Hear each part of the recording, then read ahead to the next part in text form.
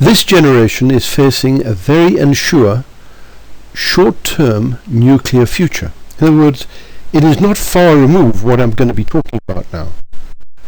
And I'm going to read a bit of Matthew 24 here. It says, "And you will hear of wars and rumors of wars.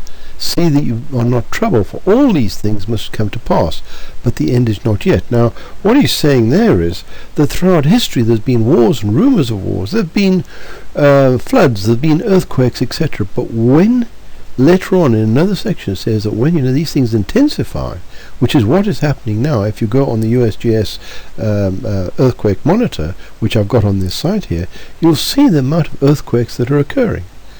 And big ones, really big ones that are occurring. There's a list at the bottom there, and you can go and see them, and they are very big, 8, 9, just happening. And there's one earthquake in Chile, which I thought I was pretty well informed, where hundreds of thousands of people were wiped out. Just with not only with the earthquake, the buildings and the tidal waves that followed, it was a complete disaster. Yet I seem to miss that one, yet it was there. I'm going to give a quick overview of peace and life-threatening events that have been developing in the Eastern Mediterranean, yet our entertainment media and the press is largely ignoring it. They prefer to headline what celebrities do. For those who want to know, please use this site, because I'm going to try and do this now every day or two, so that you have a full understanding of where we stand. I've been watching it for years, and I comment on various things every day. But I'll tell you something, things are really hotted up. And I did a whole television series. And when I look back, I was stunned to see that what I had said has happened. And you say, well, how did that happen? I say, well, because, you write these things down, but also you speak them on television, and quite often Yahweh will use your voice and you don't even know it. And I said all these things. I was quite stunned, quite frankly, when I was looking back in the old notes of those series. Time is short, very short. Hi, I am Barry J. Thornton. I want to reveal things that many students of the Word of Yahweh, God, of the Bible have been watching happen for decades. Having watched since 1964 till today, I feel that no longer can we keep quiet. Time is short. Before the last flood that inundated and destroyed a very advanced civilization, cities and parts of the world of which we are recovering from all over the world showed very, very advanced structures.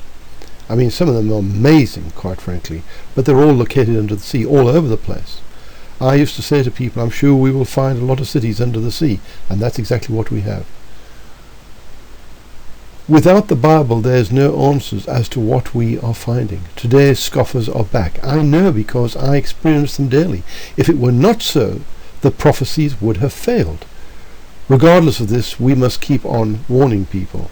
Our job is not to convert, but just to tell people. It is for them to make a decision. And for that you can have a look at Lazarus and the rich man, where it was pretty clear that they weren't to go to the priests and the rabbis and everything else. They had the Torah. They had the first 5 books of the Bible, which was sufficient for them to understand exactly what's happening and what's going on. And that is absolutely true.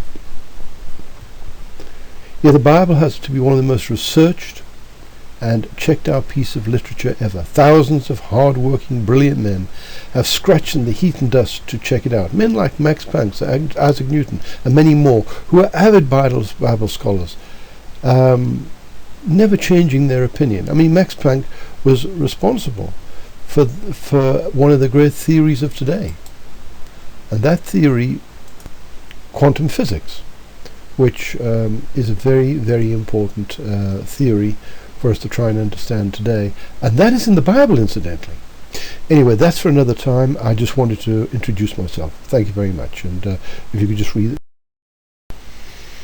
Here's a map showing the Euphrates River, and then I've highlighted a few things. It says in the Revelation 9:14, saying to the 6th angel which had the trumpet, loose the 4 angels which are bound in the great river Euphrates.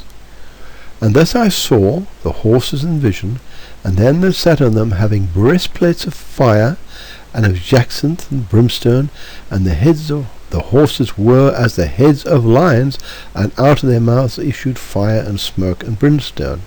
By these three was the third part of men killed by fire and by the smoke and the brimstone, which issued out of their mouths. You might notice there, it didn't talk about the jacinth. They killed them. It was the rest. Now, what could kill 1/3 of the people when this lot starts? You've got to ask the question. Of course, it's nuclear. There's in another part of the Bible, it gives you the full range of colors for nuclear, and this is what it is talking about here. This is nuclear exchanges. And this says, and the rest of men which were not killed by these plagues, yet repented not of their works, of their hands, that they should not worship devils and idols of gold and silver and brass and stone and wood, which neither can see nor hear nor walk. Now you say, well, hang on a sec, we don't worship those things. Yes, you do. You worship the money, you worship the hands, these paintings that are on the walls, the cars, everything else have now become worshipful objects. The ships, everything else have become worshipful things because we want them, and this is our main desire. No longer is the Bible the main desire. He will not allow it to continue. This is the point. Now, looking just at this map next door to us here, we've got Turkey at the top there and the River Euphrates. I'm going to show you something about the River Euphrates just now. And then we've got Syria, we've got Lebanon, we've got Syria, which has also got the River Euphrates going through, which means it needs the water from it. And you've got Iraq, which also has the River Euphrates going through it. And then you've got Saudi Arabia. Now, a lot of people do not know everything that is going on with Saudi Arabia right now. Now, just to give you a bit of an understanding, we can see Iran. Iran wants to attack Israel, which is not on this map, unfortunately, just on the other side of Jordan there. This is the sort of nigger in the woodpile, the thing that can really trigger things off, because they are arming nuclear-wise, and Israel has said she will not allow it. It is really quite a bad thing. Now, Saudi Arabia is also disturbed because they are Sunni, largely Sunni. The Iran is Shia, and the Shia and the Sunni absolutely hate each other. On top of that, Jordan has just sat there, King Abdullah, not doing very much, just sort of staying where he is, staying at peace with Israel. You've got Syria, which at the present moment is killing people on an industrial scale to try and keep this guy in power. And Turkey, which is highly upset with Syria because it shot down aircraft, and it's put tanks and everything on the border. I didn't mention to you, Saudi Arabia is also putting tanks on the border, and also with Iraq. So it's going through Jordan into Syria, and it's going to take over 3 cities there where the rebels are held, and this is something I never foresaw. Honestly, we just could not foresee that. About is left field. It's something that, quite frankly, none of us could have foresaw, that Saudi Arabia would be doing this. And then, of course, you've got Iraq, which it's got some very Al-Quds brigades, which are very highly trained, which also want to go into Saudi. So that's why they've got their military on that border as well. On top of that, of course, we've got the Straits of Hormuz, we've got the Strait of the Gate of Tears, which Iran is trying to take over. The whole thing is becoming a real muddled mess. Now, here's the next thing that nobody's telling you about, is that the Russians have moved 11 ships into the area, into the port of Syria. You've got 1 or 2 aircraft carriers on that side, and you're going to have another 3 on the other side in the Gulf. So you're going to have 2 in the Med, you've got 2 in the Gulf. You've got the French with an aircraft carrier there. You've got the British with their ships there. You've got a lot of planes flying around. You've got Turkey with its ships there. You've got, which I'm going to go into right now, of course, is the fact that Israel has got huge gas deposits in that area, which they're trying to defend as well. So this is like a tinderbox right now. And on top of that, of course, we're going to see what's going on with the Euphrates. There's the Euphrates. It's going through Syria.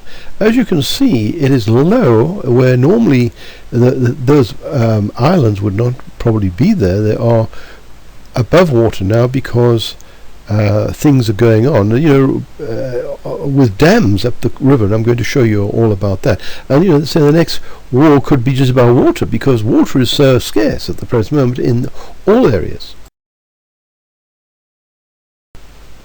Now here we are, look at this here. You can see here the Ataturk Dam. I've got that big blue arrow there, and you can see the blue wall across there. It's called the barrage of Ataturk, and it built that huge dam there. You can see it going back, if you look down the bottom there, it's going back at least 100 odd kilometers from the tip there where it flips up, and then right the way around to the far end of it. It is a really big dam, and that is stopping water coming in. And then you've got another one. You've got the other barrage at the top there. You can see it right there. That is the Castle Sur, which you'll see a picture of just now. Then you've got the Casa de Bay, that's another barrage, and all these people are damming this water up, so that by the time it gets to Syria's doing it, you've got another one in Syria, so you're creating big lakes there as well, and then you've got another barrage there, and then of course it goes out of Syria into Iraq, you see. So Iraq, in actual fact, is also being stripped of water. So everybody's feeling quite desperate about the situation. That is water. That's a water problem. That is the Kiban Dam, which is the first dam on the Euphrates after it emerges from the confluence of the Kar-Su, which is a river, and the Marat-Su, both rivers that feed it. So they're just stripping out pieces of water all the way down to keep their side up. And this is really prophesied, because for the first time in history we can actually stop the river Euphrates flowing. And it does say that the river Euphrates will go dry so that the kings of the east can come through. So that's the first time in history that I know of that we had enough power to stop the river Euphrates. There's just no doubt about it. Well, here we are. Here's a sliver of Israel of 6.5 million population, surrounded by massive nations, physically, of populations totaling over 350 million, going from Morocco right the way through here, as you can see. Now, so what we've got here is that since 1964, the Arab countries were trying to divert the headwaters of the Jordan River to deprive Israel of water resources as well, promoting tensions with Syria and Lebanon. Arab nationalists, led by Egyptian President Gamal Abdel Nasser, refused to recognize Israel and called for its destruction, like Ahmadinejad of Iran is doing right now. So we're back to where we started. And he refused to recognize Israel and called for its destruction. By 1966, Israeli-Arab relations had deteriorated to the point of actual battles taking place between Israel and Arab forces. Nobody says anything about this, but just a couple of weeks ago from this time, and every day just about, but just a couple of weeks ago, there's 120 rockets slammed into Israel. I mean, you've got to ask the question, how much longer can that go on for? No nation can allow that to happen, because it disturbs the population. And before they put the wall up, they were blowing off bombs, 3 or 4 bombs a day in the various cities of Israel, until they put the wall up and then monitored everybody coming in. If they hadn't put the wall up, I reckon we would have had a war long before this, because no nation could continue with that. If you look here, you'll see Israel in yellow, and then it shows the 1967 conquests in 10 after the Arab armies attacked. So it looked like they were going to win. They got through over the Suez Canal and they came romping along, and then suddenly something happened and they heard a terrible sound, and these guys, when you see their personal reports on what happened, they just ran. There was this terrible noise and they weren't sure what it was, and then of course they were completely defeated. Matter of fact, Israel was on its way to Cairo. That's how bad it was, and they had to sue for peace through the United Nations. So in 1967, Egypt expelled UN peacekeepers, which was on that border there, stationed in the Sinai Peninsula since 1957, so they've been there 10 full years, and announced a partial blockade of Israel's access to the Red Sea. In May 1967, a number of the Arab states began to mobilize their forces. Israel saw these actions as a casus belli. On 5th of June 1967, Israel launched a preemptive strike against Egypt, Jordan, Syria and Iraq in a 6-day war. Clearly she had to do something, because she would have been taken out if they'd all managed to attack. So she saw it happening, they were mobilizing, they were making threats, and I think they had actually started moving, and so there was constant battles going on, so she had to do something. So she captured the Sinai Peninsula, and when she gave it back, part of the deal was that they would get the gas they had found. They found the gas and a few other things, and they'd keep it demilitarized. Now, after this Arab Spring, Egypt has apparently, I think on purpose, lost control of the Sinai, requesting to militarize it, and I'm sure Israel is sort of saying, no, you can't. And they have got this Arab oil well where the pipe was, it was a gas, which was leading into Israel, and they keep on blowing that up so that you can't get the gas anymore. But things are happening very fast at the present moment, and you've got a whole change situation which I mentioned just now. The war resulted showing Israeli military superiority. It was clearly demonstrated against the more numerous Arab foes. Israel succeeded in capturing the West Bank, the Gaza Strip, Sinai Peninsula and Golan Heights, and of course they also took over Jerusalem. That's East Jerusalem, which of course was a tremendous blow to the Arabs, and they want it back, but they also want the rest of the country back. This thing about occupied territories doesn't mean what you think it is. It's about occupation. They want to take the whole of Israel back, and the Israelis of course saying no. Now you can see in this map here that I've got, this TAN map, which represents the areas of Israel. Down the bottom there I've got we've got a sort of a key which shows you what the various areas are. And you can see I've put additional ones in there. You see 8 at the top there, just next to between 1 and 2, which is somewhere in that huge area where there's 250 billion barrels of oil reserves. Now, consider this, that the biggest reserves in the world, of course, are still Saudi, which are 260 billion barrels, so this is quite a find. The Bible calls this oil flint oil. We call it shale oil today, and we frack it with water, etc. But I think they've found a new way of doing it, which makes it far easier to extract. Then 7, if you see there, just on the edge in the ocean there, is supposed to be opposite Haifa, which is 2. I've got it too far down.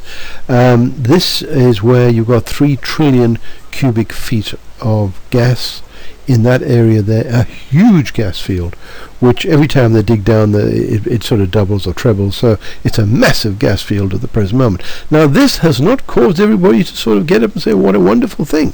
None of those Arab states are happy about this. It is causing a massive problem, and if anything will trigger off a war, that will, because now Turkey, who has no raw materials, is saying she wants a portion of that, because she conquered Eastern Cyprus off the Greeks, and the Greeks want a portion of that, and they're forming an alliance with Israel. Turkey is against them, so they've got ships there. We've now got 11 Russian ships there. We've got Syrian ships there. We've even got Iranian ships there. So, then you've got also the American aircraft carrier. I think it's the Enterprise is in that portion of the sea. And they've got, of course, another 5 ships over in the Gulf, which will have altogether in that area 5 aircraft carriers, which, is a massive fleet, because it's all the support vessels and everything else. So it really is a bit of a traffic jam, the whole area. So just by bumping into each other, I'm sure they could start a war.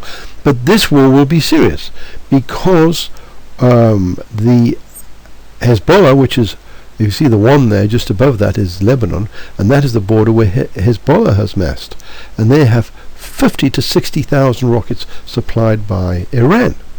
And then you've got in that enclave where it's got sea there, you'll see that is where the Hamas is organized, and they've got another couple of thousand rockets which they're firing into Sinai all the time. So how do you sort this whole mess out? This is the problem, because at the top there you'll see that is the Golan Heights, and the Golan Heights is another area that Israel captured during that war, which is a very important area because it is mountainous and looks over the land of Israel, and right the way through the 50s and 60s and just before the war, they were firing guns into Israel from there all the time, like the Hamas is firing these rockets, and Hezbollah has massed these 50,000 rockets. Now Hezbollah has not attacked yet. I think they might have sent 1 or 2 rockets over, but it's Hamas that's sending the rockets over. How long, once again, can Israel continue like this? This is the big question. The question is moving even faster than that, because the issue is being forced by the Iranians. The Iranians are building these bombs, and so Israel, and threatening to blast Israel out of the world. He's going to bomb it to pieces. So, we've really got a major problem right now, and this is not only threatening the Middle East, but us in these nations of Israel, which are Britain and America, and because these rockets can reach those areas now. So, and even Saudi now is buying these rockets off China to deliver their loads, and of course they say they don't have a problem getting nuclear warheads. They can get them from Pakistan apparently. So there we are. We have a real disaster, which the I was going to read this Mark 13, 28 to 37, but I would also suggest you get it and read the whole chapter, but also read Book of Revelation and Daniel 8 to 8. Just please do, because this is about signs. As he said, as Yahweh says, when I created the earth, it was about massive and great works. Now it's just about signs, and that's what we're going to be looking for. So it says, now learn a parable of the fig tree. When her branch is yet tender and putteth forth leaves, you know that summer is near. So you in like manner, when you shall see these things come to pass, know that it is nigh, it is even at the doors. In other words, this whole situation. Verily I say unto you, that this generation shall not pass till these things be done. Heaven and earth shall not pass away, but will pass away, but my words shall not pass away. And he keeps on saying, my words will not return to me unfulfilled. But of that day and that hour knoweth no man, no, not the angels which are in heaven, neither the Son, but the Father. Take ye heed, watch and pray, for ye know not when the time is. For the Son of Man is as a man taking a far journey, who left his house and gave authority to his servants, and to every man his work, and commanded the porter to watch. Watch ye therefore, for ye know not when the master of the house cometh, at even, or at midnight, or at cock crowing, or in the morning, lest he come suddenly. He will find you sleeping. And what I say unto you, I shall say unto all. Watch. Now, please note that he didn't say he didn't know what year it is, what decade it is. He just said, watch ye therefore, you know not whether it's in the house cometh in the evening, or midnight, and the cock crowing. The reason for that is, he tells you to watch, and what you're watching the signs. Now, let's go back to the front again. It says, now learn a parable of the fig tree. Who is the fig tree? The fig tree is the symbol for Judah, for Israel. Well, actually, Judah is the people whose symbol that is, the fig tree. And it says, when her branch is yet tender, that's when she's just new, and putteth forth leaves, you know that summer is near. That's true. We can see all that ourselves. So ye in like manner, when you see these things come to pass, know that is right at the doors. Verily I say unto you, that this generation, which generation? The generation that sees these things shall not pass away till all these things be done. What things? What we've just been studying. That is what's coming, between him coming, etc. Because this is a sort of a very it's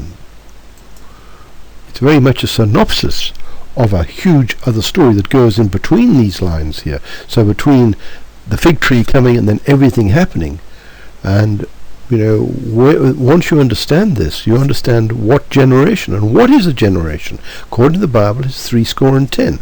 We know that, 70 years. We've been told it. You know it, I know it, everybody knows it's 70. People use all sorts of other measurements. The only one in the Bible is 70. Okay? So it's 70. So from when was Israel established? Well, in 47, the order went out from the United Nations for Israel to be established. It could become a nation. And in 48 it was, 3 months later. So there we are. Israel was established in 47 by the United Nations.